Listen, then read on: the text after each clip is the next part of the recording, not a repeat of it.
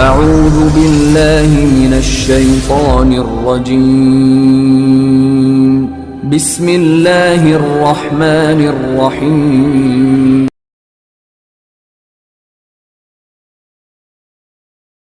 بسم اللہ الرحمن الرحیم الحمد للہ رب العالمین الصلاۃ والسلام علی اشرف الخلائق اجمعین اما بعد صلوات پڑھیں محمد و آل محمد پر۔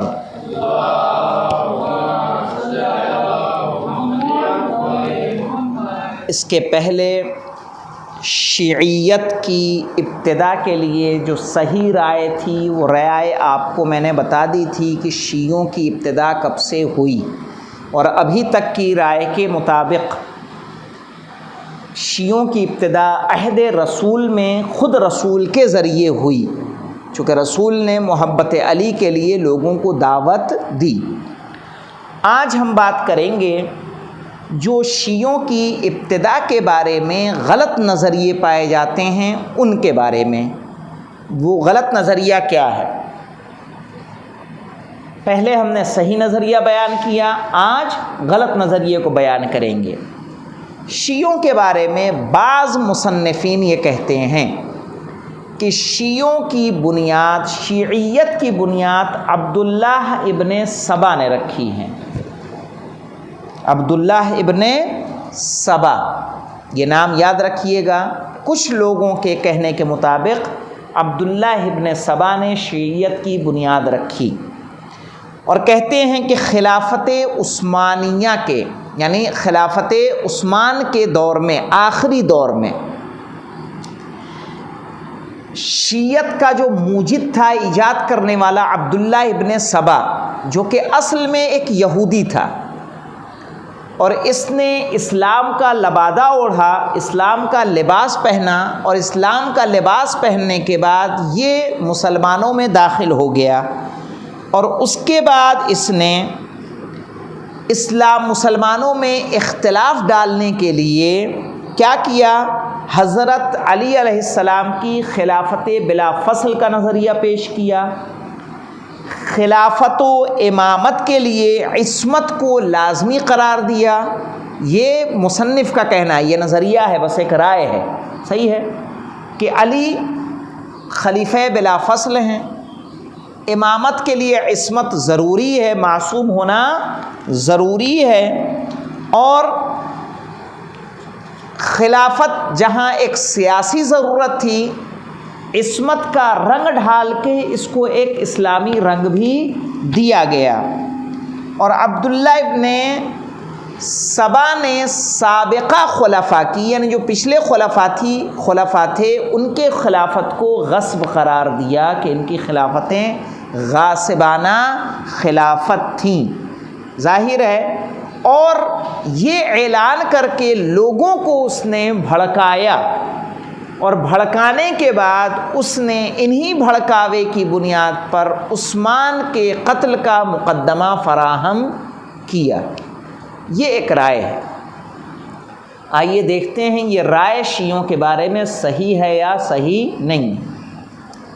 پہلی بات، اگر ہم دیکھیں کہ اگر یہ ایک فتنہ تھا کہ جو مسلمانوں کے درمیان اختلاف کے لیے اٹھایا گیا، خلافت بلا فصل کا مسئلہ انہوں نے اٹھایا، عصمت کا مسئلہ اٹھایا، تو ظاہر ہے اس وقت کی جو خلافت تھی وہ کیا کر رہی تھی؟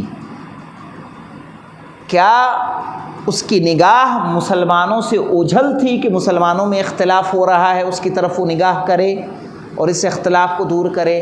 دوسری بات، یا اتنی لاپرواہ تھی وہ خلافت کہ مسلمانوں میں کیا ہو رہا ہے اس کی اسے کوئی پرواہ نہیں تھی، کہ ایک انسان یہودیت سے آیا اور آنے کے بعد اس نے پورا ایک مذہب ایجاد کر دیا، صحیح ہے۔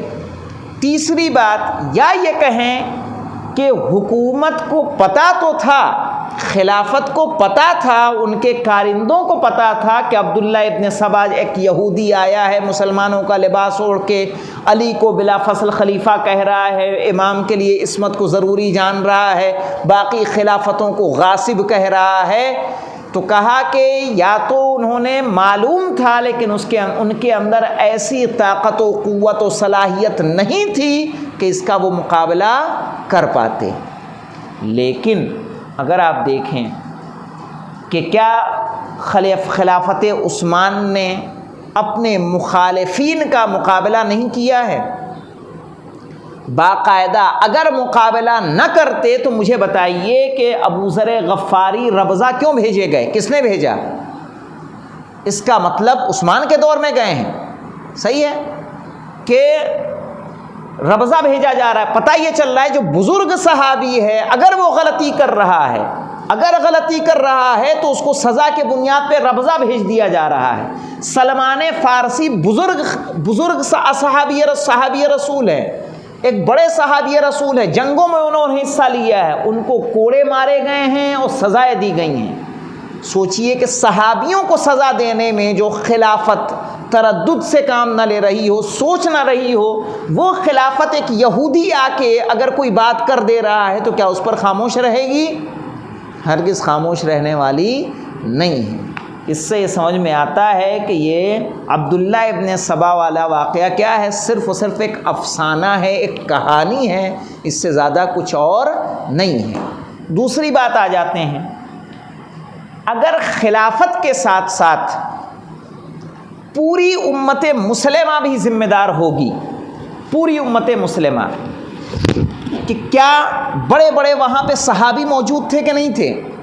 لیکن کیا سارے خاموش بیٹھے تھے کہ مسلمانوں کے درمیان ایک بڑا فتنہ کھڑا ہو گیا، ایک پورا مذہب شیعیت کے نام سے بلند ہو گیا، پورا اہل تشیع وہاں پہ قائم ہو گئے، لیکن کوئی ان کی خبرگیری کرنے والا نہیں ہے؟ ایک یہودی آتا ہے اور یہودی آنے کے بعد اسلام کے رنگ میں پورا رنگ دیتا ہے، اور یہاں تک کہ اس رنگ میں رنگنے والے ابو ذر غفاری، سلمان فارسی، مقداد ہیں، محمد ابن حذیفہ ہیں، ساسا بن سوحان جیسے صحابی موجود ہیں. کہا یہ سب کے سب انہی رنگوں میں رنگے چلے جا رہے ہیں. کیا یہ ممکن ہے کہ ایک شخص یہودیت سے اٹھ کے آئے اور اسی صف میں شامل ہو جائے اور ایک مذہب کو تشکیل دے دے اور بڑے بڑے صحابی اس کے ضمن میں چلے جائیں؟ کہا اس سے بھی یہ بات صحیح نہیں لگتی. تیسری بات، جن خصوصیات کے ساتھ عبداللہ ابن سبا کا تذکرہ کیا جاتا ہے کہ عبداللہ ابن سبا ہے کہ جس نے شیعت کو ایک وجود بخشا ہے، تو کہا مخالفین کہ جو شیعیت پر حملہ کرنے میں، شیعوں پر حملہ کرنے میں ذرا سا نہیں چوکتے، تو کیا عبداللہ ابن سبا کی بات کو لے کے اس کا بار بار تذکرہ کیوں نہیں کرتے؟ ان کی کتابوں میں اس کا حملہ کیوں نہیں ملتا کہ عبداللہ ابن سبا ہے کہ جس نے شیعوں کو کیا کیا ہے؟ وجود بخشا ہے. یہ ہے شیعت کا بانی. چوتھی بات، اگر عبداللہ ابن سبا شیعیت کا بانی ہے، تشیع کا بانی ہے، تو ہر مذہب کا بانی جو ہوتا ہے اس کے ماننے والے اس کے اچھے ناموں سے اسے یاد کرتے ہیں، اس کی یاد مناتے ہیں، اس کی کیا ہے برسی منائیں گے، کوئی فنکشن کریں گے اس کے اوپر. بھئی جس کا جو گرو ہو، جس کو وجود بخشا ہو، مثلا گرو نانک ہیں کہ جو کیا ہے سکھ دھرم کے کیا ہے موجد ہیں، تو کیا گرو نانک کا ایک اہمیت ہے یا نہیں ہے کہ ان کی ذات بنا تذکرے کے موجود ہے؟ تو اگر شیعوں کا بانی عبداللہ ابن سبا ہوتا تو شیعوں کے یہاں عبداللہ ابن سبا کی کوئی برسی منائی جا رہی ہوتی، اس کا تذکرہ ہو رہا ہوتا، کوئی میلاد ہو رہا ہوتا. صحیح ہے نہ کوئی میلاد ہے. ہو سکتا ہے کہ یہ نام بھی آپ میرے منہ سے پہلی بار سن رہے ہوں کہ عبداللہ ابن سبا کوئی ایسا شخص ہے کہ جس نے شیعوں کو وجود بخشا ہے. چوتھی بات دیکھیے، چوتھی دلیل کیا ہے؟ یہ سب ایک ایک دلیل کیا ہے کاٹنے والی اس بات کو کہ یہ ایک صرف و صرف کیا ہے افسانہ ہے، ایک بات گڑھی گئی ہے، حقیقت اس سے اس کا کوئی واسطہ نہیں ہے. اگر حقیقت سے واسطہ ہوتا تو ان باتوں کا جواب ہونا چاہیے تھا. اس کے علاوہ دیکھیں کہ تاریخی لحاظ سے بھی، تاریخ میں بھی اگر دیکھا جائے گا تو عبداللہ ابن سبا کی داستان کا ماخذ صرف ایک ہے، یعنی جہاں سے اس کا ریفرنس صرف ایک ملتا ہے تاریخ میں، وہ ہے تاریخ طبری. اس کے علاوہ اس کا کوئی سورس نہیں ہے کہ جہاں اس بات کو ذکر کیا گیا ہو. اس کے علاوہ جنہوں نے ذکر کیا ہے وہ ہیں ابن اسیر، ابو الفدا اور ابن کثیر۔ یہ تین مؤلف ایسے ہیں کہ جنہوں نے عبداللہ ابن سبا کا واقعہ ذکر کیا ہے، لیکن انہوں نے بھی کہاں سے لیا ہے؟ ان کا بھی سورس تاریخ طبری ہی ہے۔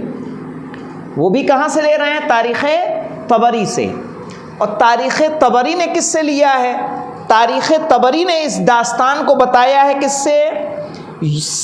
سیف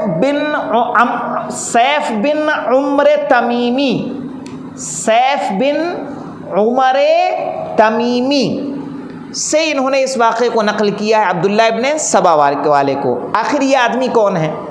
کہا یہ آدمی وہ ہے کہ جس کو علماء رجال نے، یعنی وہ لوگ کہ جو حدیثوں کے راوی ہوتے ہیں ان کی تحقیق کرتے ہیں، علماء رجال نے کیا کہا ہے؟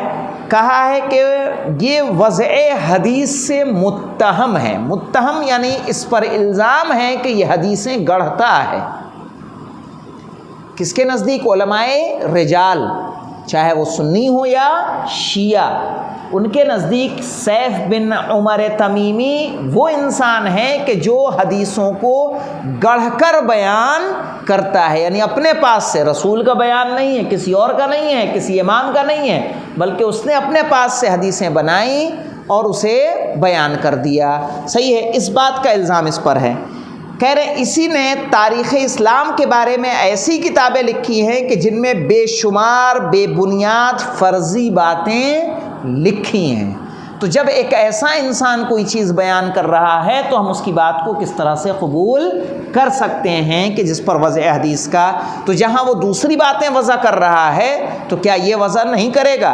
ارے ہر کتاب میں، چاہے اردو ہو، انگلش ہو، فارسی ہو، اس میں ہمیں ایک کہانی بتائی جاتی ہے کہ ایک لکڑہارا تھا جو اپنے بکریوں کو چرا رہا تھا، اور اس نے مذاق میں جھوٹ کہا بھیڑیا آیا، تو لوگ لاٹھی ڈنڈا لے کر آئے تو اس نے کہا میں تو مذاق کر رہا تھا۔ ایک دن سچ میں بھیڑیا آ گیا اور لوگ سمجھے یہ تو مذاق کر رہا ہوگا۔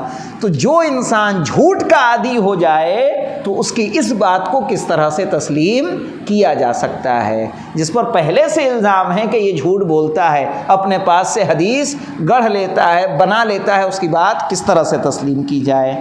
اور اس کے بعد دیکھیں شیعہ احادیث میں ملل و نحل کی کتابوں میں عبداللہ ابن سبا کو یا تو غالی کہا گیا ہے کہ جو حضرت علی علیہ السلام کو خدا مانتا تھا، یا انہی کتابوں میں خود مولائے کائنات نے ملتا ہے کہ اس کے ساتھ سختی سے پیش آئے، پھر اس کو جلا وطنی یعنی تڑی پار کیا، پھر اس کے قتل کا حکم دیا۔ کہا یا تو تاریخوں میں ملتا ہے کہ یہ شخصیت تھی نہیں، شخصیت تھی تو مولائے کائنات نے اس کے ساتھ کیسا رویہ کیا۔ کہا ان دلیلوں سے ہمیں یہ پتہ چلتا ہے کہ یہ بات صرف اور صرف کیا ہے؟ ایک افسانہ اور بنائی ہوئی کہانی ہے، اس کا حقیقت سے کوئی واسطہ نہیں ہے۔ اب یہاں کچھ رائے اور پائی جاتی ہے کہ شیعوں کی ابتدا کب ہوئی، وہ انشاءاللہ کل تذکرہ کریں گے، آج بات کو زیادہ طولانی نہیں کریں گے۔ اور وہ ہے کہ کچھ لوگوں کا ماننا ہے کہ جنگ صفین میں ہوئی، کچھ لوگوں کا ماننا ہے کہ جنگ جمل کے بعد ہوئی، کچھ لوگوں کا ماننا ہے کہ دور خلافت مولائے کائنات میں ہوئی۔ تو انشاءاللہ جو اور باتیں آتی ہیں ان سب کو ہم لوگ دیکھیں گے، سمجھنے کی کوشش کریں گے۔ والحمدللہ رب العالمین۔